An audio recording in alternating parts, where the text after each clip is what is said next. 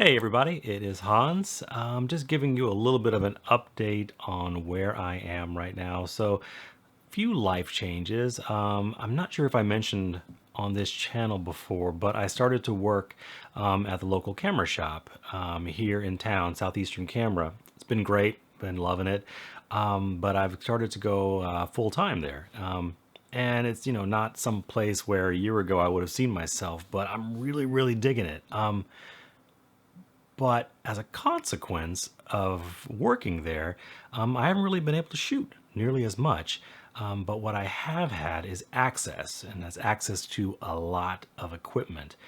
And one of the interesting things about having access to so much equipment is you really kind of get to kick the tires. And really feel out what feels good to you, like whether that be film or digital. There's just so much at the store that I never really had access to before, be it like, Hasselblads or large format or Leicas, or I can't get on board with Leicas, not quite yet, but I'm working on it. Maybe I'll do a shoot with a Leica camera at some point, but for right now, yeah, it just ain't me. So, as a consequence of having access to so much gear, plus not really having that much time to shoot anymore, I've really started to kind of take stock in what are my priorities when it comes to gear, when it comes to cameras especially.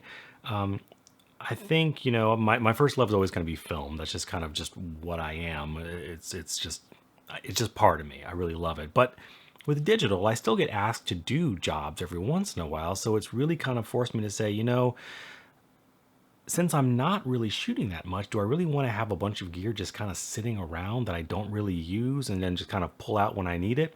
It's just kind of taking up a lot of my capital, a lot of my money, especially when I can just borrow gear that I need. So I thought, okay, let me just get rid of a whole bunch of gear and then, focus on one thing that I really love. And, what I was thinking was, okay, well, obviously, if I'm getting rid of all this gear, then I'll just focus on like, medium format digital. Because if I need something that requires, fast shutter speeds or whatever, I can just borrow something. So I took home for an extended visit a Fuji GFX, a 50S, and man, the image quality is amazing. The files are just, they're beautiful, and image quality overall, right? Like, it doesn't matter that the camera is a little bit slow or that the autofocus is this or that or the other thing. It's really all about the image quality, right? Well, that's what I thought, but it turns out I really don't like using this thing. I mean, it is not that fun for me. And part of the draw for Fuji cameras in general for me was always just how enjoyable they were to use. And this one just doesn't really seem to be that. It is slow, and I don't mind slow because I shoot large format. But I find myself waiting for the camera, and not in a good way. Like, it's just not, it's not me. There's nothing wrong, I guess, with the camera because it obviously can output fantastic files.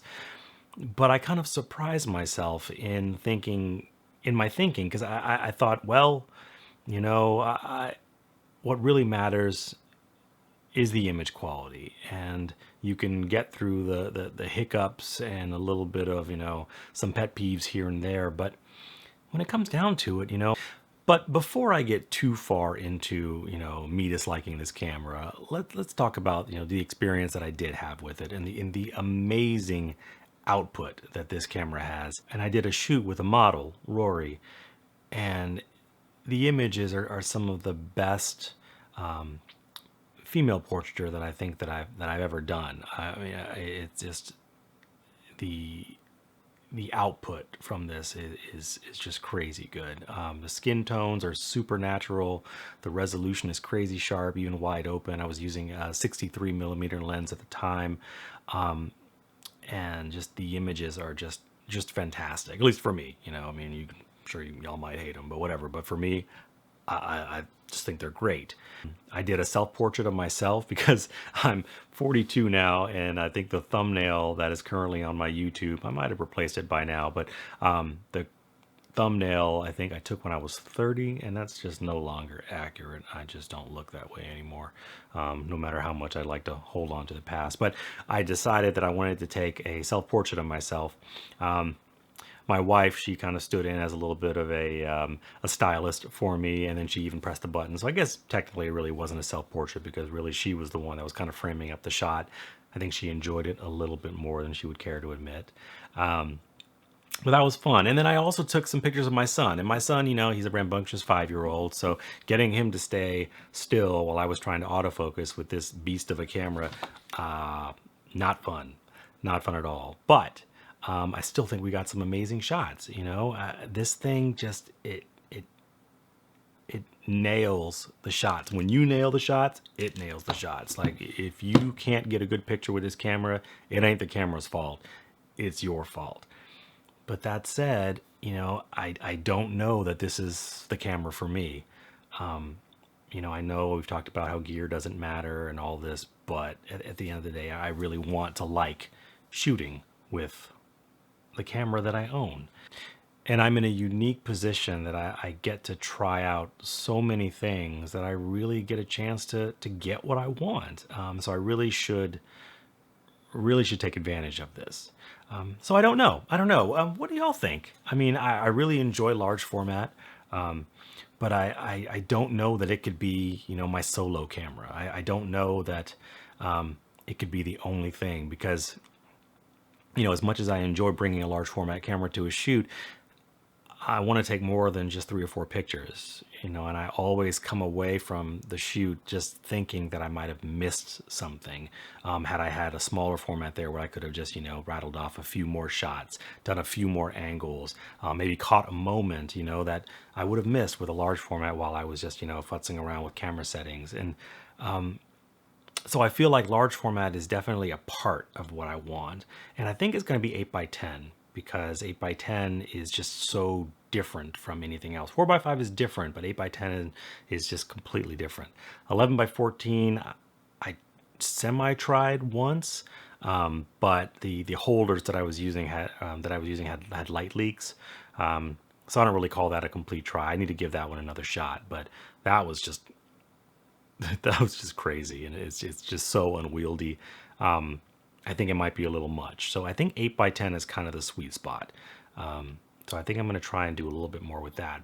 But for a medium format, I'm thinking maybe 645. Maybe like a Mamiya 645 AF or something like that. Something that I can just, just shoot, just have fun with. So I'm thinking, yeah, maybe an autofocus medium format 645, a Pentax 645N or Mamiya 645 AF, something like that. I have no interest in a Contax because those things just break down like crazy. I've just heard too many horror stories to ever go down that route. Plus, I'd like to be able to eat and, stay married. Anyway, what do y'all think? Are there any sleepers, any interesting cameras that you think maybe I haven't tried out that I should consider? Yeah, let me know in the comments. Oh, and one more thing.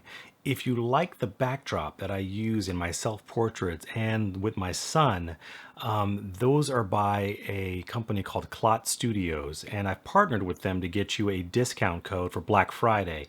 The special is going to run until December 1st, but put the code in, code name Hans, H-A-N-S, and you'll get 45% off of your purchase. So definitely a great deal, and it supports this channel. So check it out if that's something that you'd like. Otherwise, thanks for watching as usual, and we'll see you next time.